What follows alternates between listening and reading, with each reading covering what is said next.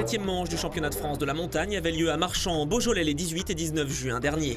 Une épreuve très prisée puisque 185 concurrents, soit plus de 90% des pilotes inscrits au championnat, figuraient sur la liste des engagés. Sur un tracé rapide et technique, les pilotes de la catégorie production étaient déterminés à offrir du spectacle aux passionnés venus en masse sur le bord des routes. Mais l'enjeu de cette étape rhodanienne était surtout de savoir si la série de 6 vainqueurs différents en autant d'épreuves allait continuer. Souvent handicapé par des conditions de route difficiles depuis le début de saison, le quintuple champion de France B Nicolas Verver n'a toujours pas réussi à décrocher une victoire en 2016. Après son sans faute l'an dernier, 12 succès en 12 épreuves, tous les regards étaient tournés vers la Porsche verte numéro 101. Très en vert ce week-end, le clan des Alsaciens prenait le pouvoir dès les essais avec le meilleur temps des frères Schmitter, Christian devant Philippe, suivi de près par Nicolas Verver. Un trio de tête qui restait inchangé le lendemain.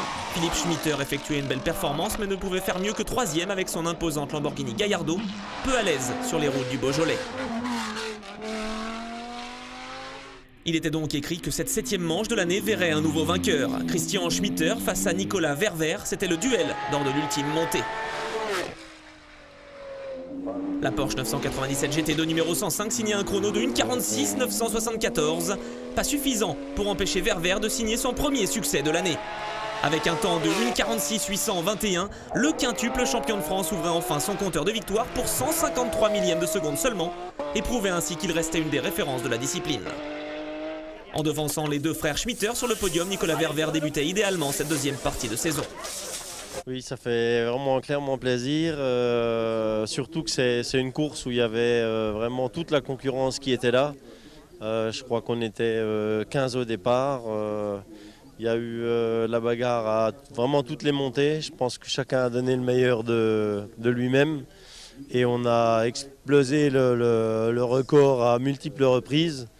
Donc c'est vraiment bien de gagner au niveau comptable, mais aussi avec de très bons chronos. Belle 4e place pour Pierre Courroy, vainqueur à Saint-Gouéno, qui plaçait sa Porsche 991 devant la BMW M3 GTR de Pierre Béal et la Porsche 997 Cup de David Diolangar.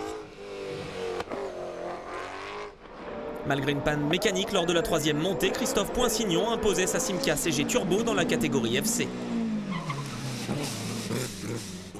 Grâce à un nouveau succès en groupe A, Rémi Bernard et sa Seat Leon Super Copa conservaient les commandes du championnat production. Il devançait Nicolas Comon et Sébastien Dupont.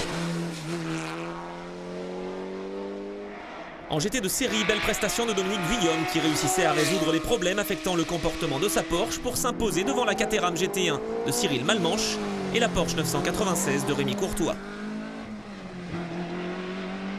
Bagarre intense en groupe N avec la victoire d'Antoine Uni pour moins d'1/10 de seconde devant l'expérimenté Pascal Cat. C'est officiel, la BMW rouge numéro 107 sera bien remplacée prochainement par une Renault Mégane. En attendant, les BMW M3 signaient le triplé à Marchand avec la 3e position de Bertrand Simonin. Le vétéran du championnat Jean Turnel décrochait quant à lui un nouveau succès en F2000 sur sa Peugeot 306 Maxi. En A3, Jean-Pierre Pop imposait sa Clio Cup devant Vivien Tonon et Éric Perrard. Vainqueur l'an dernier et meilleur chrono des GTTS1 lors des essais, Jérémy Avenada confirmait ses performances en imposant sa midjet devant Elias Benbetka, Jean-Michel Létienne et Pascal Léonard. Prochain rendez-vous avec le championnat de France de la montagne les 2 et 3 juillet 2016 pour la 53e édition de la course de côte de Vuillafan-Eschefan.